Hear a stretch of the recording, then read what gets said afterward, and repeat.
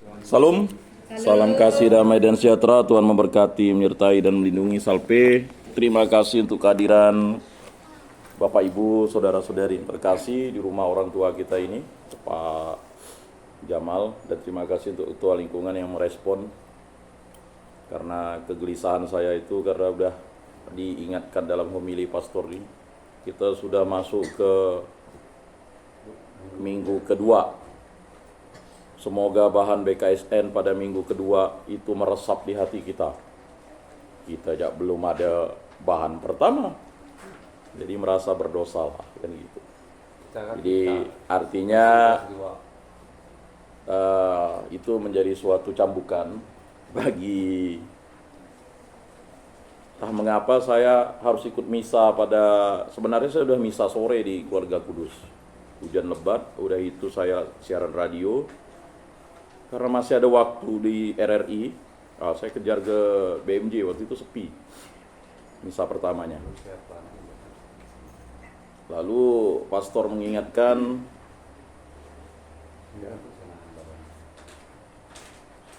untuk lingkungan sudah memasuki minggu kedua. Nah ini kalau misalnya tidak ada, akhirnya dari kesibukan saya itu baru saya teringat kan. Saya WA Pak Armadi, saya buat pengumumannya, WA juga Bu Gisel, WA juga Pak Thomas.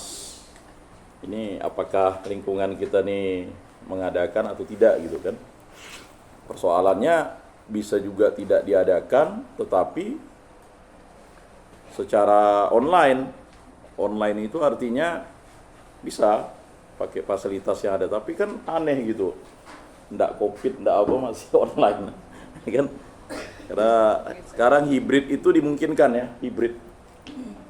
Karena begitu juga sebelum pengantar dari Pak Jamal, puji Tuhan itu saya beberapa bulan yang lalu itu bermimpi ketemu Paus itu dia di atas katedral tuh, memberkati kita. Ada yang bilang igau kan, ada yang bilang apa. Jadi kita ramai sekali itu, dia di atas memberkati kita. Lalu akhirnya hibrid nih. Entah bagaimana, karena sekretariat kami di Puspas tuh, ketemulah Pastor Hermes ceritanya. Ya, mungkin banyak yang ingin hibrid gitu kan. Hibrid itu kayaknya baru di Kuskupan Agung Pontianak lah, hibrid itu. Hibrid itu live streaming, lalu ada pastor nanti membagi komuni ke kita, itu kan hibrid namanya. Itu baru loh tuh, dimungkinkan. Saya pun berpikir begitu, ngomonglah dengan Pastor Hermes, Pastor nanti kalau temu pastores tuh, pergi gak katanya? Enggak, saya enggak pergi. Gini jak pastor, kami ini rindu. Masa hanya yang di GBK aja ikut? Oh itu ada live-nya. Live kan itu enggak juga. Kalau live di rumah ya ada yang pakai kaos kotang. Pokoknya nanti mau makan-makan, ya kan. Mana ada live streaming tuh udah kita tahu lah. Ya kan. Orang live streaming kusuk, ini enggak. Nanti ada yang main HP kan. Oh iya kak katanya. Nah kalau bisa hibrid nih. Karena terinspirasi dengan ini kan. Oh iya katanya. Jangan lupa ya pastor ya sampaikan begitu.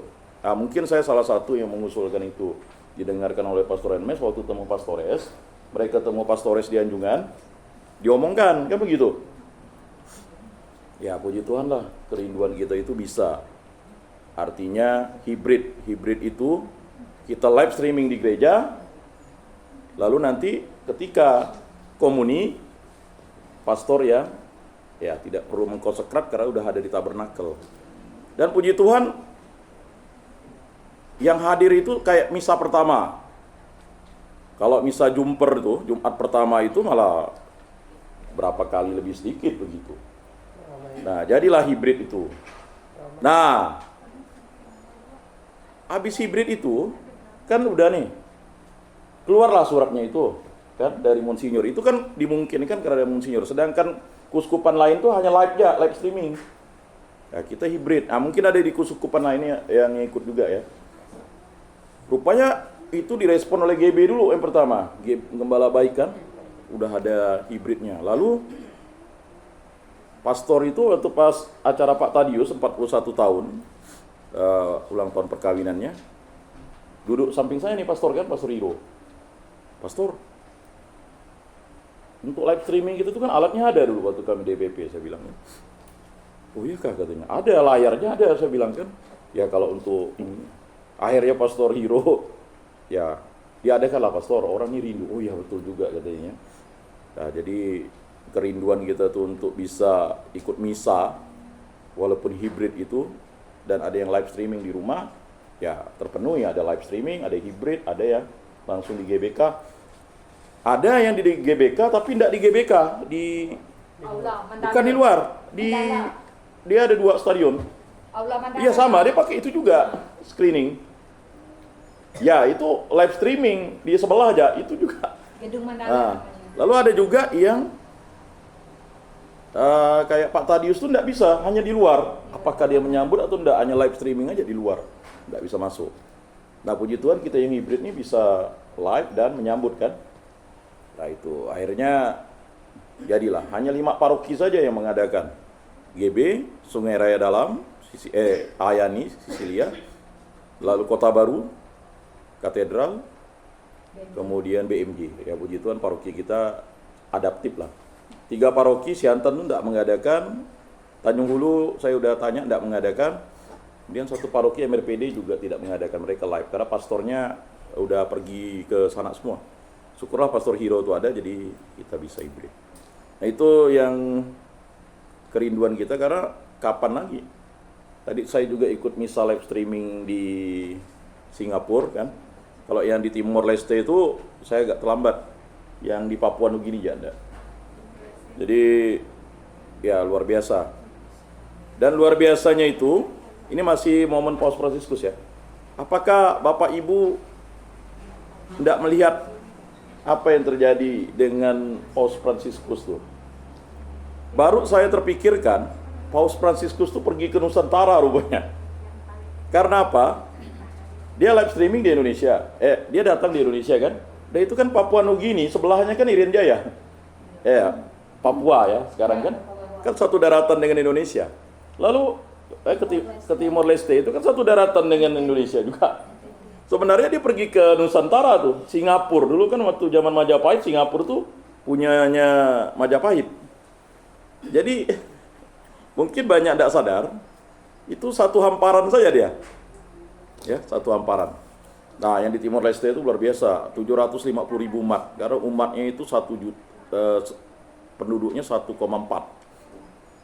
Jadi setengahnya itu udah. Itu mau berapa jam Paus putar. Nah, yang kalau di Papua Nugini itu yang paling luar biasa tuh Paus pergi ke satu tempat terpencil, itu perbatasan Indonesia dengan Papua Nugini. Dia ketemu dengan pastor dari Argentina, tuh sahabatnya. Nah, jadi kunjungan Paus Apostolik ini entah kapan lagi, ya, ini berkesan karena baru 3 kali Paus mengunjungi Indonesia. Tahun 70 Paus Paulus ke-6. Paulus ke-6, habis itu tahun 89, setelah itu 19 tahun kemudian, itu Paus Yohanes Paulus kedua, ya kan? Sebenarnya kunjungan apostolik Paus Fransiskus ini 2020, karena Covid ditunda. Nah setelah itu 39 tahun lagi. Nah tidak tahu berapa belas tahun lagi beliau akan ke sini. Dan luar biasanya negara Argentina tidak dikunjunginya, belum ada ke sana. Dia malah udah ke 45 negara. Memang kalau Paus Yohanes Paulus kedua itu yang paling banyak negara, hampir mau 100 negara yang udah dikunjunginya dalam masa kepausannya. Nah, jadi luar biasa, dan yakin dan percaya dengan kunjungan Paus Fransiskus itu banyak umat yang bertobat.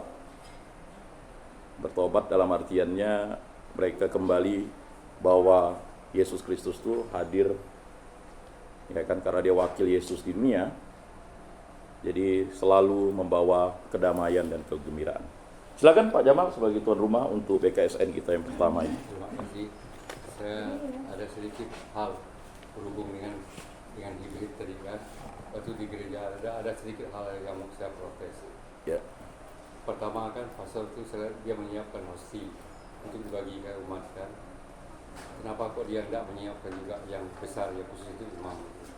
Sehingga maunya kan dia akan sebelum komuni dia taruh di depan, diangkat itu kan, inilah anak Nabi Allah yang maha berdosa dunia, berbahagialah kita yang rendah perjamuannya.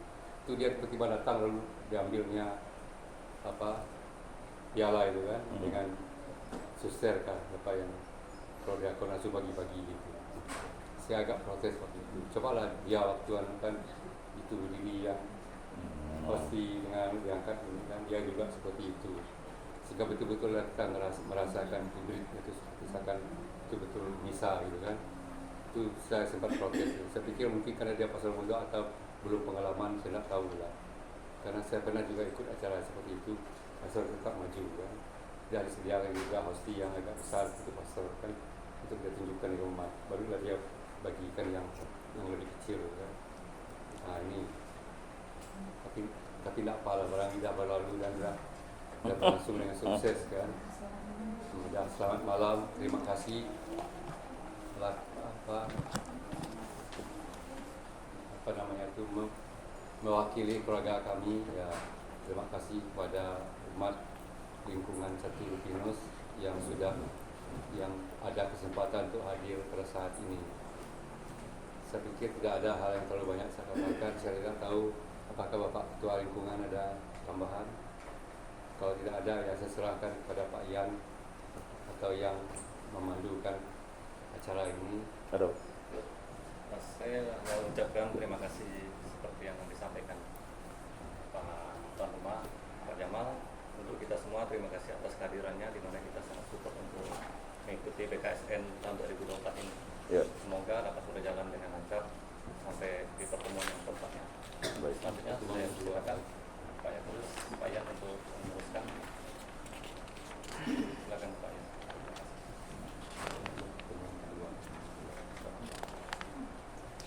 Bapak Ibu, saudara-saudari yang terkasih, sebelum kita masuk ke ininya, tema BKSN kita tahun ini 2024 adalah Allah sumber keadilan. Tuhan itu baik, tempat perlindungan pada waktu kesusahan, dari Nahum bab 1 ayat 7. Dan yang luar biasa, Bapak Ibu, saudara-saudari yang terkasih, pada BKSN ini tanggal 3 September kita dikunjungi oleh Paus Fransiskus. Dan kesan yang mendalam adalah selalu kita akan meneteskan air mata ketika beliau ya kan menghampiri umat yang paling utama. Dia paling senang dengan anak-anak ya. Di anak-anak itu tadi saya lihat di Singapura juga dia memberikan rosario setelah memberkati anak-anak itu. Dan marilah kita memperhatikan anak-anak kita.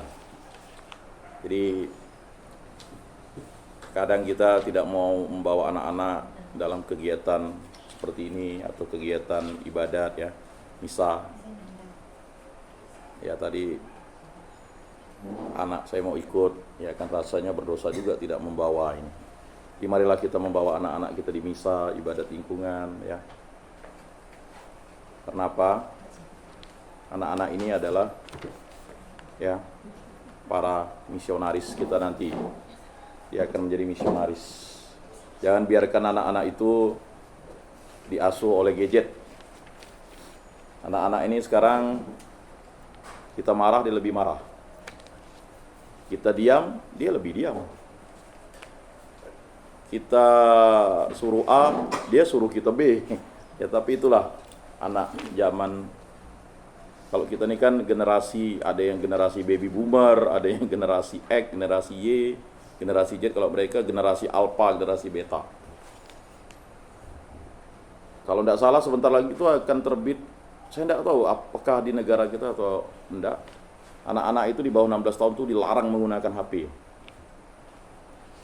Nah, ya, padahal sebenarnya memang undang-undang itu sudah mengatakan anak-anak di bawah 12 tahun tidak boleh memiliki HP. Dan kita melanggar undang-undang sebenarnya. Anak 12 sampai 15 itu tidak boleh memiliki HP, tapi dia bisa melihat HP.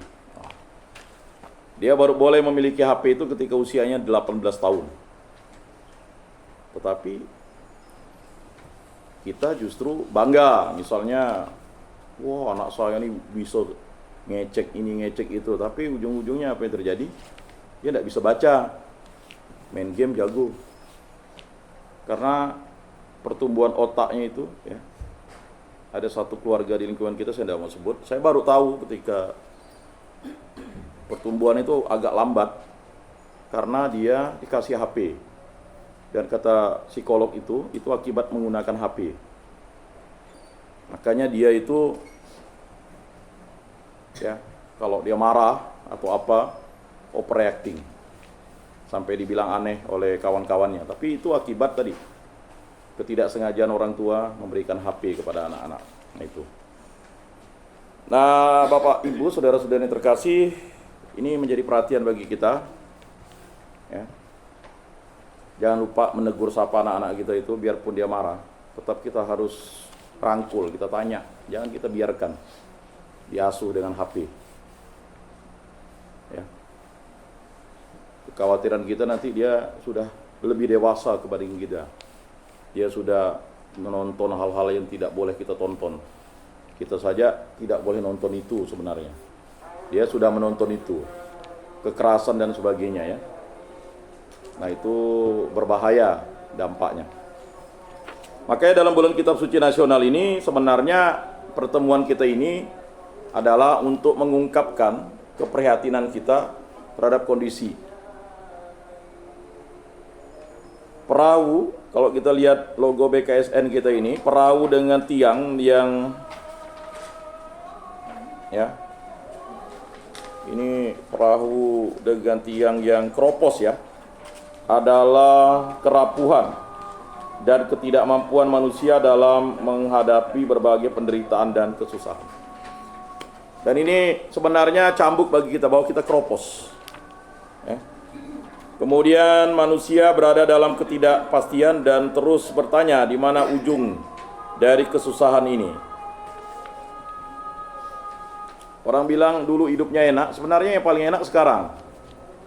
Seingat saya kalau jalan ini dulu, saya pernah waktu awal Natal di rumah mertua saya nih, pakai gertak di sini nih. Sekarang tinggal naik mobil kan, aspal lagi.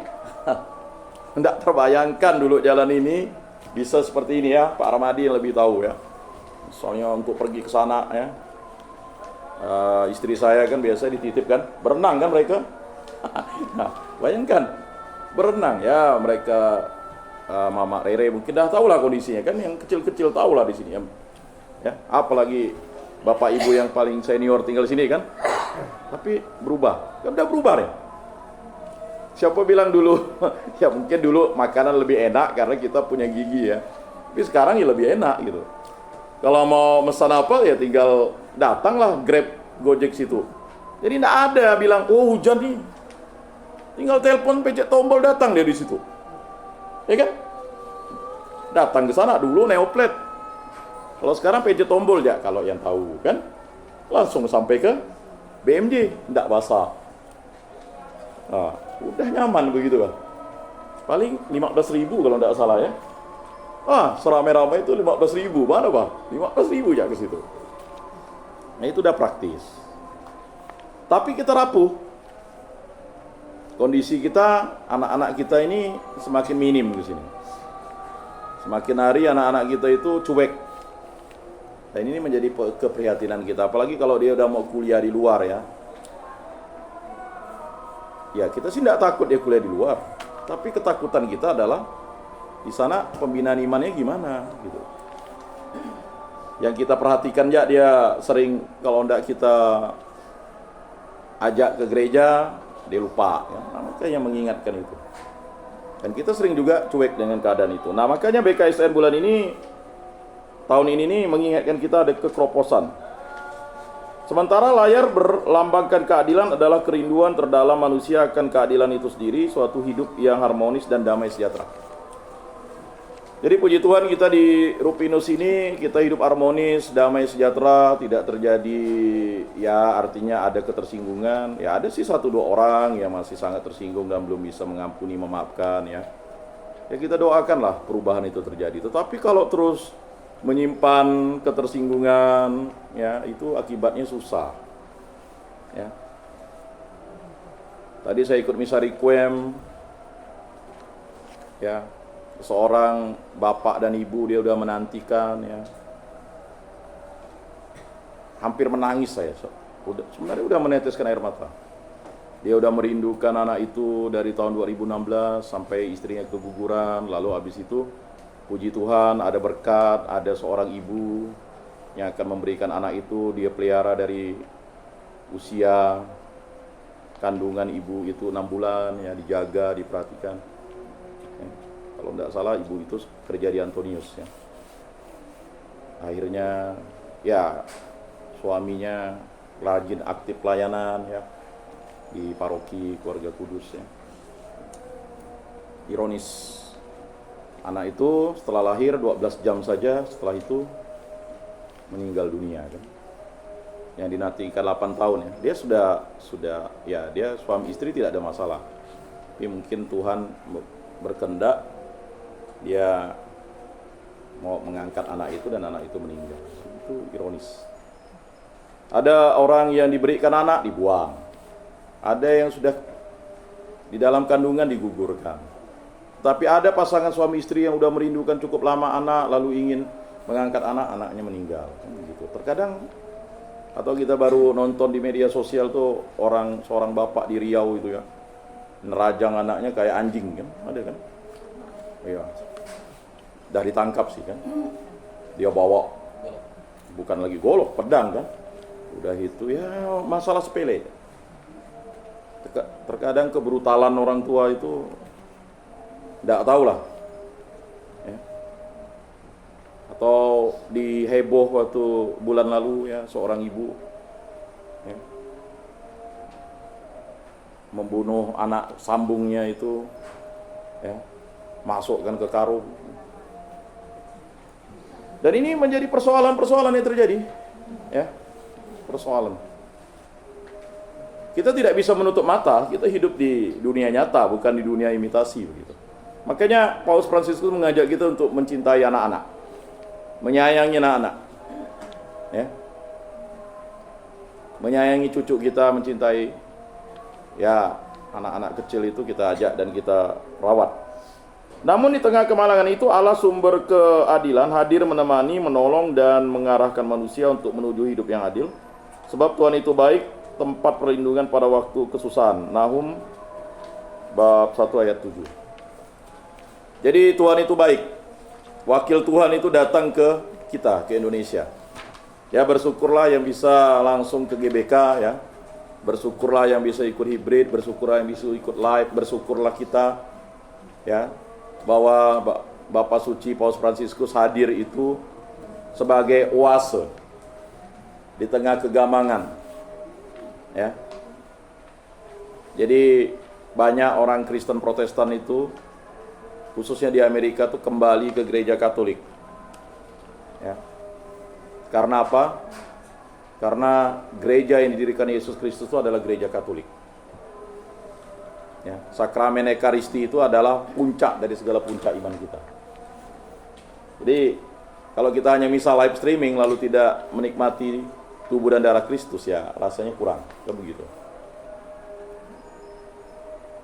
Ia bagaikan matahari yang menyinari perjalanan hidup manusia, tetapi sekaligus angin yang mengarahkan dan menggerakkan layar ke tujuan akhir perjalanan.